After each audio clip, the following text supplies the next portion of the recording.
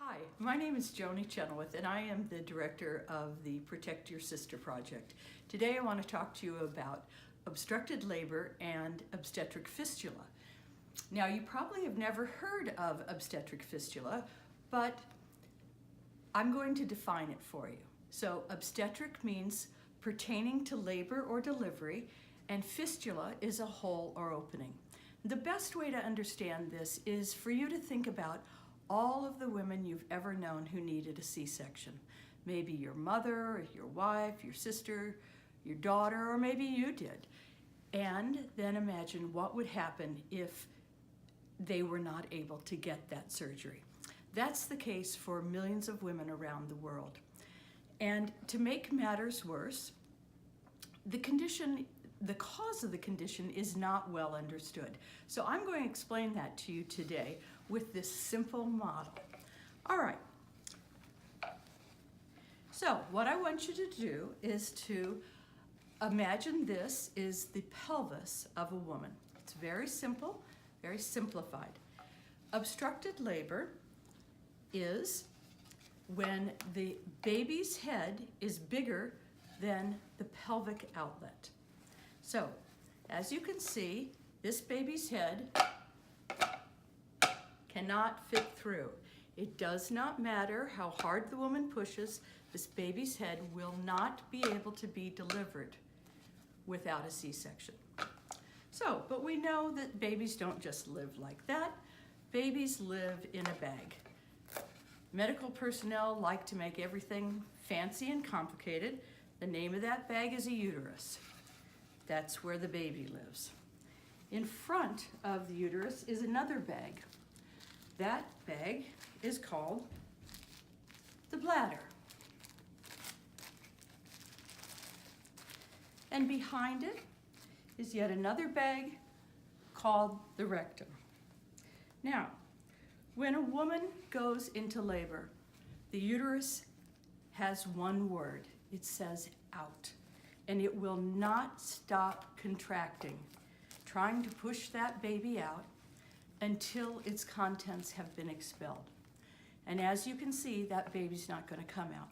So with every contraction, the baby's head pushes against the soft tissue, the delicate soft tissue of the bladder or the rectum, crushing it. What ultimately happens is that this baby will likely die.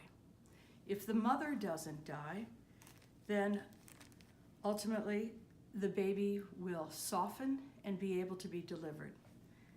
Then, a few days later, that tissue that had been crushed is going to slough off and form a hole or opening.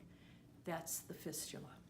So, the mother, in short, goes through a horrible, prolonged, terrible labor, during which time her infant dies, and then a few days later she wakes up and she's incontinent. So, as if that weren't bad enough, one of the big problems is that this simple concept of obstructed labor is not understood in so many areas where the women who have this condition are living. Instead, when a woman goes into obstructed labor, one of the most commonly held beliefs is that obstructed labor is caused by infidelity. Many cultures believe it's the mixing of two seeds. And so therefore, if a woman is in obstructed labor, she must have done something wrong. Now, another thought is perhaps she was disrespectful to her mother-in-law, or she angered her ancestors, her dead ancestors, and so they've formed webs up inside of her. So depending on which notion that you believe, that would result in a different attempt to deal with this problem. Unfortunately, some of the attempts, rather than understanding that a woman needs a C-section, some of those attempts can be fatal. They're all futile, but they can be fatal as well. Sometimes they'll take a woman to a priest to confess if they think that she's been unfaithful, or they might take her to a traditional birth attendant who, if they believe that the ancestors have formed webs up inside of her, will take a knife and cut those webs, just causing more serious damage. Or they'll sit on the woman, which will kill her. My favorite, although not in a good way,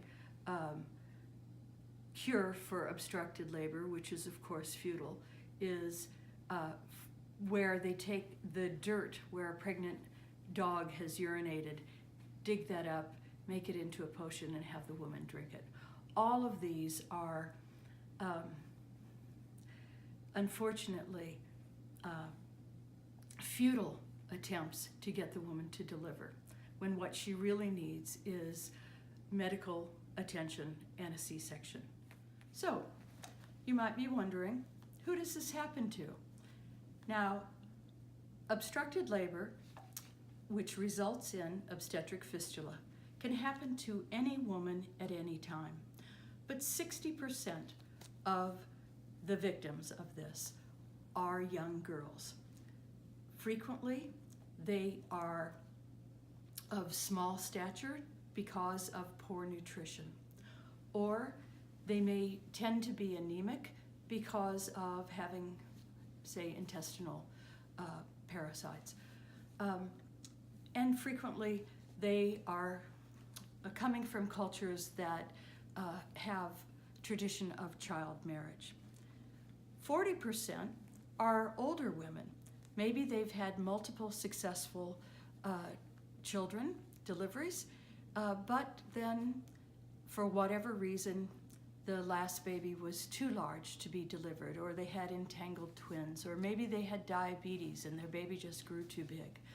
But in any case, this condition can happen and does happen all over the world, and it's seen in places where there is poor access to health care, or there is a poor understanding of what causes it. One of the unfortunate consequences, the truly tragic consequences of this condition and its not being well understood, is that after a woman has suffered so and lost her child and then wakes up to find that she is incontinent of urine or stool or both, she is blamed.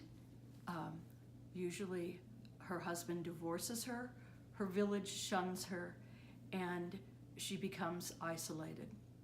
These women are truly the modern day lepers, as Nicholas Kristof from the New York Times has said. One of the problems is that there are really poor tools explaining this condition,